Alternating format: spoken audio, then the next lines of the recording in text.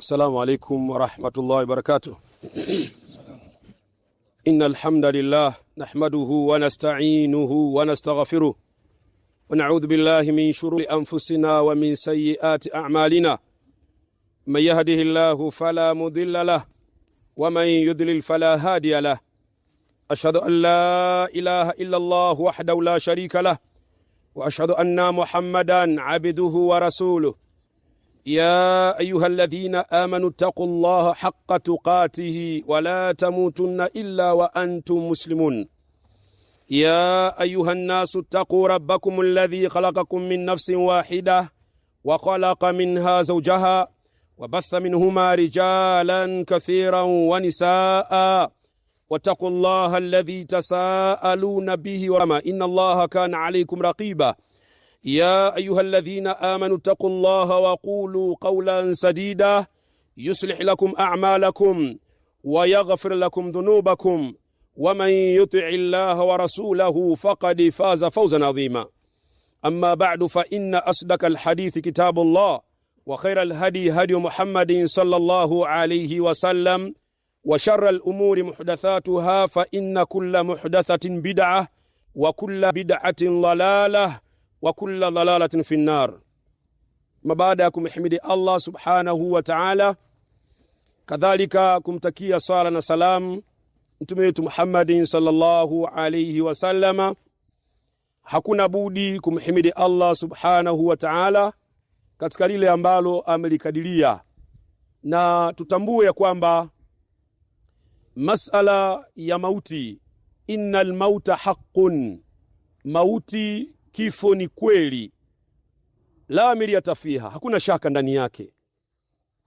Lakini tutambue kama alivyotangulia kusema Sheikh Jaafar Allah muhifadhi, la yaarifu saghiran wala kabira, mauti haimtambui kwamba huyu ni mtoto au huyu ni mtu mzima, wala ghaniyan wala faqiran, kadhalika haimtambui kwamba huyu ni tajiri wala huyu ni fakiri, wala sheikhan wala maamuman, kadhalika haimtambui kwamba huyu ni shekhe au huyu ni maamuma. Allah subhanahu wa ta'ala anasema kullu nafsin dha'iqatul maut, kila nafsi itaonja mauti. Kwa hiyo tutambue kwamba shekhe wetu ameondoka katika ahadi ambayo Allah ameiweka kwamba kila nafsi itaonja mauti, nafsul manfusa, kila nafsi ambayo yenye kupumua itaonja mauti. Wa innama tuwafauna ujurakum yawma alqiyama, na hakika hapana vingine mtalipwa nyinyi malipo yenu siku ya kiyama. Kwa hiyo yule ambaye faman zuhziha anin nari wa udkhila aljanna faqad faza wama alhayatu dunya illa mata'ul ghurur, yule ambaye atakayeepushwa na moto wa jahannam akaingia katika pepo, bila shaka wewe umefaulu. Na tumuomba Allah subhanahu wa ta'ala amjalie shekhe wetu awe ni miongoni mwa wale ambao watakaingia katika pepo ya Allah, na amsamehe makosa yake. Lakini ndugu zangu katika imani, katika mafunzo ya Mtume sallallahu alaihi wasallam, kwa sababu maneno ni mengi yamesemwa na huwa yanasemwa, mimi nitasema machache. Na kabla ya machache, Mtume sallallahu alaihi wasallam alikuwa akifika sehemu kama hii, kisha akamuweka mmoja wao katika masahaba na wengineo, alikuwa akisema ya kwamba istaghfiru li akhikum was'alu lahu tathbita fa innahu al'ana yus'al, muombeeni ndugu yenu msamaha, kadhalika mtakieni athabat, muombeeni kauli ambayo iliyokuwa thabit, kwa sababu muda si mrefu tukiondoka hapa Allah subhanahu wa ta'ala atawarejesha malaika ambao walichukua roho wakaipeleka juu, kisha itarudishwa hapa, alafu atakalishwa ndugu yetu, na pale ndipo panaporudi ule usikivu ambao zaidi ya duniani atakuwa akitambua kwa watu wanavyoondoka.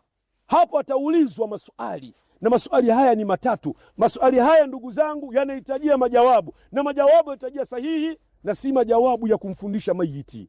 Sasa kubwa la msingi kwa muda huu mchache, kwanza dakika moja kila mmoja amuombee shekhe wetu kwa lugha anayoijua.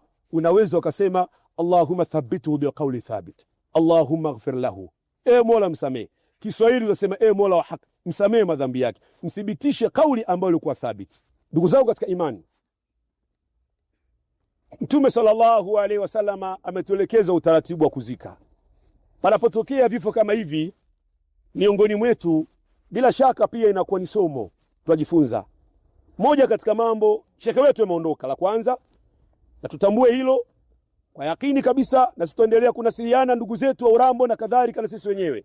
Shekhe wetu tulikuwa tunampenda na yeye alikuwa akitupenda sana, na tupendane kwa ajili ya Allah subhanahu wa ta'ala. Na bila shaka tukiwa na mapenzi ya kweli, haya ndio yatakayotufanya tuhudhurie kama hivi. Tunakuja kwa sababu ya mapenzi. Shekhe wetu hatukuja sisi pengine alikuwa ni tajiri, alikuwa ni mtu gani, la, ni kwa sababu ya dini. Kwa hiyo mimi na wewe ambao bado tuko hai, tupendane kwa sababu ya dini. Tuepuke ile mambo ambayo yataleta mtafaruku, ambayo tutafarikiana bila ya sababu. Haya yanaondoa mapenzi. Leo mimi nikisikia wewe unaumwa, hata simu siwezi kukupigia. Kwa nini? Kwa sababu sina mapenzi na wewe. Lakini bila shaka ni mmoja uko hai unaumwa, au umefariki, au mimi nimekufa, wewe utakuwa na mapenzi na mimi. Tuwe na mapenzi ya kweli ambayo tumefundishwa na Uislamu. Sasa sehemu kama hii kuna mambo mengi si ya kujifunza. Jambo la kwanza, kuondoka shekhe. Lakini sio shekhe tu wa kwanza, umeshaondoka ulama wakubwa. Kubwa la msingi ni sisi kuwa na subra. Lakini la pili, tutambue kwamba nimesoma aya, Allah subhanahu wa ta'ala anasema kullu nafsin dha'iqatul maut, kila nafsi itaonja mauti. Bali anasema Umar ibn al-Khattab radiyallahu ta'ala anhu, hasibu anfusakum qabla an tuhasabu, hesabuni nafsi zenu kabla hamjahesabiwa. Kila mmoja wetu ana nafasi na fursa ya kuhesabu nafsi yake kabla ya kuletwa hapa, kwamba kitu gani wewe unakifanya. Na haya mazingatio yasiwe hapa tu. Wengi wetu tuna mazingatio wakati tunazika au tukipata taarifa ya msiba, lakini baada ya pale tunakuwa ni waovu ambao hatuna mfano. Na baadhi yetu ni vijana wa kisalafi.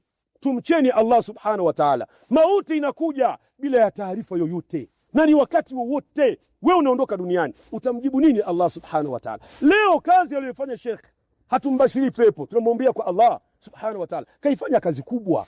Alikuwa anakuja mpaka Bukene na Sheikh Abu Musa, Allah mrifika yeye, kwa lengo la dawa. Wewe ambaye umesoma hii dini, kitu gani unakifanya wewe ili ukiondoka athari yako ibakie? Unaacha nini baada ya kuondoka? Utaacha gumzo, kwa sababu kuna watu wanakufa, watu wanasema alhamdulillah, bora limekufa. Kuna watu wasema hivi, yani wewe ukifa wanasema bora limekufa. Kwa nini? Kwa sababu kwa yale ambayo ulioyaacha. Kwa hiyo tuhesabu nafsi zetu kabla hatujahesabiwa. Wazinuha, kadhalika zipimeni. Wazinuha, zipimeni hizo nafsi zenu kabla antuzanu, kabla mjapimwa mbele ya Allah subhanahu wa ta'ala. Leo ni amal, hakuna hisabu, lakini wagada hisabu wala amal. Na kesho mbele ya Allah subhanahu wa ta'ala kuna kuhesabiwa na wala hakuna kutenda. Tutendeni katika hii dunia. Kuna watu leo wanahudhuria sehemu kama hizi na wanaona ibada ndio kubwa, lakini hawaswali. Mtamjibu nini Allah subhanahu wa ta'ala? Na ukishaingia hapa, ndio basi ndio mwanzo wa akhira yako. Mwanzo wa akhira hapa. Kwa sababu hapa sio akhira, ni mwanzo wa akhira. Kuna maisha ya barzakh. Hayo maisha hayo, ikiwa wewe ni mwema utaishi maisha hayo, ikiwa wewe ni muovu utaishi maisha hayo. Asa mimi na saa zangu kwa mashekhe hapa, kuna mashekhe wengi nimewaona na wengine sijawatia machoni, bila shaka wapo mashekhe wako wengi sana hapa. Kwa mimi kupewa fursa hii, siko bana elimu kuliko wote, nimechaguliwa tu niseme. Kwa hiyo mimi nasema na watu saa kwa mashekhe tukae sawa katika dini ya Allah. Lakini pia tuna miamala mizuri katika mambo ambayo tunakosea. Miamala yetu ni mibovu kabisa, na tuona saa kwa vijana wa kisalafi, kwa maana kwamba tuwe na miamala mizuri. Dawa tusalafia haihitaji vurugu. Dawa tusalafia inahitajia watu elimishwe, watu waijue dawa, watu wajue Uislamu. Kuna watu hawajui chochote katika dini, kuna watu wamesilimu. Rududi katika dawa. Lakini nani unamradi? Mwisho utaanza kuradi na paka nyumbani kwako, umemkosa kumradi. Tutambue kwamba haya ni maisha tu. Utakwenda kuulizwa mbele ya Allah subhanahu wa ta'ala kwa kile ambacho unachokiacha katika hii dunia. Mtume sallallahu alaihi wasallam anasema akthiru dhikra hadim alladhat, ya kwamba kithirisheni sana kutaja kile ambacho chenye kukata ladha, almautu, mauti. Tutaje sana mauti. Mtume sallallahu alaihi wasallam anasema amaru ummati ma baina 60 wa 70, umri wa umati wangu ni baina ya miaka 60 na 70. Wa qalilu man yujawaz, ni wachache wanaovuka hapa. Una umri wa miaka mingapi? Wazee wetu ambao mko hapa, lazima tukae tuhesabu ibada zetu. Kila mmoja aangalie umri wake, yale ambayo unayoyafanya. Wallahi ukifika miaka 60, sio lazima miaka 60. Al-Hasan al-Basri rahimahullahu ta'ala, siku moja baada salati al-fajr, amemaliza kuswali, akageuka kuwageukia waumini, alafu akawauliza maswali. Akawauliza watu wazima, akawaambia, hebu niambieni enyi watu wazima, matunda yanapokuwa tayari imekwisha komaa, kitu gani yanahitajia? Wakajibu wakasema yanahitajia kuchumwa. Akawaelekea vijana, akawaambia, vijana niambieni, hivi je, matunda ni lazima mpaka yafikie kukomaa ndio yachumwe? Wakasema pana. Maana yake nini? Ukifikia utu uzima, maana yake wewe wa kuondoka duniani. Lakini pia wewe ukiwa ni kijana, usijiaminishe kwamba unaweza ukafika utu uzima. Na ndio maana Mtume salama akasema, albarakatu ma'a akabirikum, baraka ziko pamoja na wakubwa wenu. Ikiwa watu wanafanya ibada, watu wa kheri, hawa ni watu wenye baraka. Watakeni ushauri. Tunarudi pale pale pia, vijana mnaofanya dawa, watakeni ushauri watu wazima waliokutangulia katika dawa, katika umri. Waoneni hao, watakupeni ushauri. Dawa haitaki hamasa hata kama umesoma, lakini simama katika njia sawa ili uende na watu vizuri.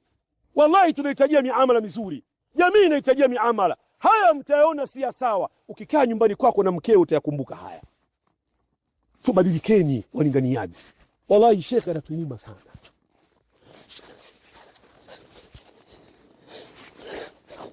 Tubadilikeni. Tusimame katika